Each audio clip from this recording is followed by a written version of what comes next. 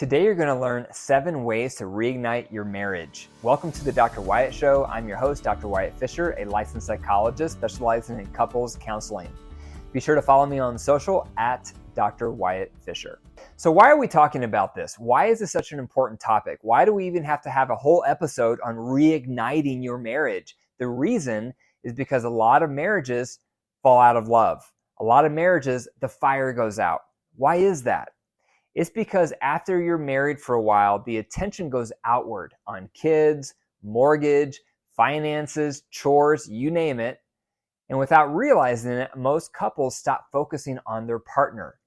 And then needs aren't met. And then resentment sets in. And then before long, the fire starts to go out. However, just like a fire in real life, if the fire goes out, you can rebuild that fire. Think about what you do when a real fire goes out. You start blowing on it. Put in some starter logs, you put in some kindling, and what happens? You bring the fire back. It starts to get stronger, it starts to grow. Your marriage is like a fire. Don't panic if the fire has gone out. You can rebuild that fire. And that's what I do with couples all the time. I help them rebuild their fire. So let's get into the ways to do this. So number 1 to reignite your marriage is you have to clear your resentments. You're imperfect. Your partner's imperfect. You rub shoulders day in and day out, so resentments are inevitable. However, couples struggle with how do we work through them. That's why I've developed a skill, a tool called the Reunite tool.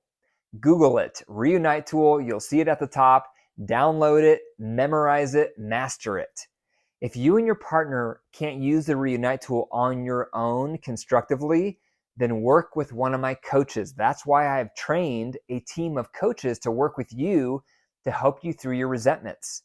So if you feel like you could benefit from some professional support to work through your resentments, be sure to click the link in the description because nothing else is going to go well when you have resentments. It's hard to feel close with your partner, hard to have sex with your partner, hard to feel like friends with your partner when there's resentments. Love is like water, and resentments are a clog in the pipe.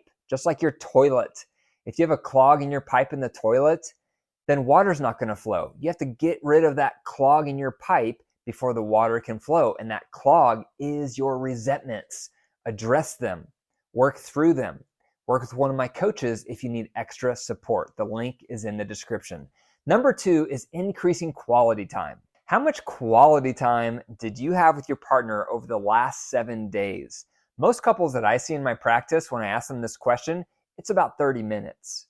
And then they wonder why the fire has gone out. They wonder why there's no electricity. They wonder why they need to work on reigniting their marriage. One of the top reasons is because they're not spending quality time together. How much quality time do you spend with your partner? Is it 30 minutes? Is it 1 hour a week? Is it 2 hours a week? The more quality time you spend with your partner, the more in love you're going to feel. It's an essential ingredient to reigniting your marriage. So that could be daily talking time. That could be some dates. That could be some weekend getaways. If you have kids, maybe your family could watch your kids. Maybe some other friends of yours could watch your kids and you return the favor. Maybe you could hire out a babysitter. Maybe you can have some quality time when your kids go down. You have to be strategic. Stop being lazy. Stop being asleep in your relationship and then complaining that it's not going well. It's not going to happen. If you've fallen asleep in your marriage, if you're not tending to the fire, then no wonder it goes out. It's expected that it's going to go out. Don't be shocked that you lose your feelings for your partner if you're not doing anything to nurture the relationship, to stoke the fire. So that's an essential ingredient, is spending quality time with your partner. How well are you doing on that? How do you spend your time? Look at your phone. That will tell you a lot about how you spend your time. But you're not going to reignite your marriage without spending more quality time with your partner. Number 3, start touching. How often do you touch your partner? Non-sexually. It starts there. A lot of times couples fall out of the pattern of touching. And then you don't have any physical contact. Then you definitely are not having sexual contact. And that makes you feel divided. It makes you feel disconnected because you're not touching. When you touch one another, skin-on-skin contact releases the neurotransmitter oxytocin, and that's the bonding chemical. So if you're never touching your partner with affection, you're going to feel more disconnected. You're not going to have that flame. You're not going to have that fire. And if you want to reignite your marriage, you need to intentionally start touching each other again. How can you start touching each other? Think of small, simple ways. When you wake up, give each other a hug. When you leave, give each other a hug and a kiss. When you come back together at the end of the day, give each other a hug and a kiss. When you're driving in the car, touch your partner's leg. When you walk up to them in the kitchen or in the bedroom or in the living room, put your hand on their back. Small little touches build up, and they help you feel connected. They help you feel closer, and they will help the flame to come back. Number 4 is ask questions. How often do you study your partner? How often do you inquire about their life? How often do you ask them questions about what's most important to them? Do you even know what's most important to your partner? You probably don't. We get disconnected and we assume we know what's going on in our partner's lives, but we actually don't. We get outdated very fast. And so if you want to reignite your marriage, start asking questions to get to know your partner again. And they need to ask you questions. So some sample questions may be, what's been on your head and heart today? Or what are the main stressors you're going through? Or what are you most looking forward to in our future? Or what are you most worried about? Or what's keeping you up at night? Or what do you think we need to work on the most in our marriage? There's so many types of questions you can ask your partner. And questions are a wonderful way to get to know each other again. They're a wonderful way to start reconnecting, to start feeling close, and that's going to bring back the fire. Number 5 is develop a hobby together. There's a pattern in marriage where the longer couples are together, the more they do things separately. Have you noticed that? Have you and your partner slowly started drifting away from each other through the years? You started off when you were dating and you had all these things in common and you did all these fun things together, but the longer you've been together, you've gone your separate ways. Have you noticed that? It's a really common trend in marriages over time. I see it all the time in couples that I work with. And so it's okay to have some individual hobbies, as long as the majority of your hobbies are things you and your partner enjoy together. Do you have 4 to 6 hobbies that you and your partner both enjoy? If you answered yes, congratulations, you are the minority. Most couples do not have almost any hobbies that they both enjoy. And so this is something my wife and I have had to work on. We slowly started developing independent hobbies. Then we realized we need to start being more intentional. We need to start being more mindful of hobbies we both enjoy. And so we've really stepped that up over the years, and we've developed several hobbies that we both enjoy doing. We like to play tennis, we like to go on bike rides, we like to hike, and we like to garden together. And this is a big one for me because I've always been passionate about gardening.